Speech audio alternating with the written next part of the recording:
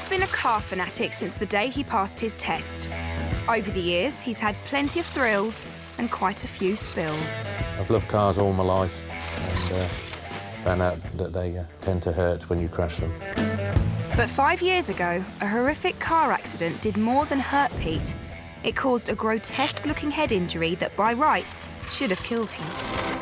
I was just a few millimetres away from it being my brain, and then we'd probably be telling a different story. That he survived is amazing. That he escaped disfigurement is staggering. But most mind-boggling of all is the bizarre treatment that eventually led to his recovery. Because incredibly, to help Pete look normal again, doctors first had to make him look like a creature from another planet.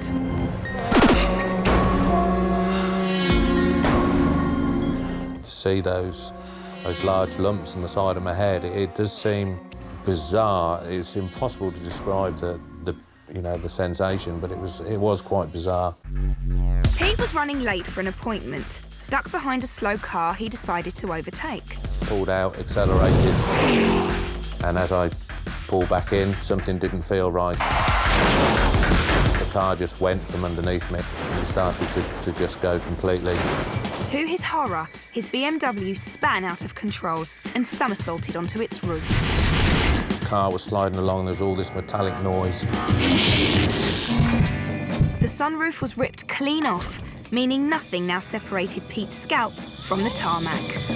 I could feel that my head was starting to grind along the road. And then everything stopped. I looked down, and all of a sudden this big pool of blood started to form, and I thought, this isn't good. This definitely is not good. Within minutes, emergency services had arrived, and ex-wife Michelle had been called to warn her that Pete was in a bad way. As I got there was a helicopter trying to land. Police had cornered off the road, which straight away made me think, oh my goodness, he's dead.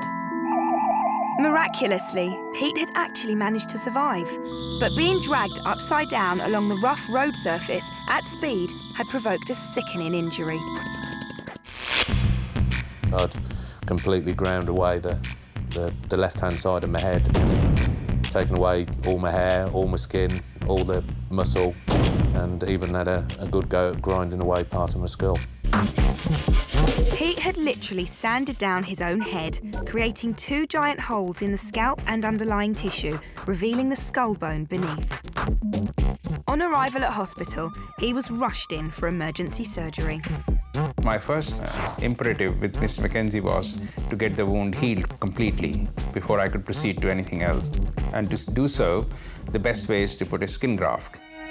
But there was a problem. Skin grafts need a thick layer of blood vessels to attach themselves to, otherwise they die. However, the abrasive road had stripped all the blood vessels off Pete's skull bone, making a graft impossible. I had this vision that I was going to be spending the rest of my life with my skull showing through the top of my head, and I'd have to wear some kind of skull cap or something like that. So, yeah, it was a bit of a worrying time. What medics needed was a way of conjuring blood vessels out of thin air. Luckily for Pete, they had one. Fortunately, a few years ago, a technique was discovered which revolutionized this field. It turns out there's actually a network of blood vessels hidden beneath the surface of the bone. All surgeons had to do was access it. First, to get closer, they ground his skull down even more. Then, they attached this strange suction device to the top of his head with the aim of sucking those blood vessels up out of the bone and onto the surface. When the machine is switched on, the vacuum starts to work, and this exerts a negative pressure on the growing blood vessels, and they start sprouting. For the next fortnight, wherever Pete went, his surreal-looking headgear went too. And as the machine kept sucking, those blood vessels kept growing. It felt as though somebody had got a vacuum cleaner and was trying to suck my brains out through my skull at times. And each time the machine sort of came in, it was like, whoa! After 2 weeks, enough blood vessels had sprouted on the surface. Surgeons could now attach skin grafts from his leg, making Pete's scalp whole again. But there was an obvious issue. Grafted skin doesn't allow hair to grow. When the skin graft healed fully, Mr. Mackenzie was left with 2 areas on his scalp which were essentially bald. So we had to devise a method by which he would have a full head of hair. Now came the most bizarre stage yet of the treatment. Surgeons inserted 2 balloons beneath his scalp and injected saline solution until they began to expand. The plan was to stretch the skin, making it so loose that the hair-bearing parts of the scalp could simply be pulled back together.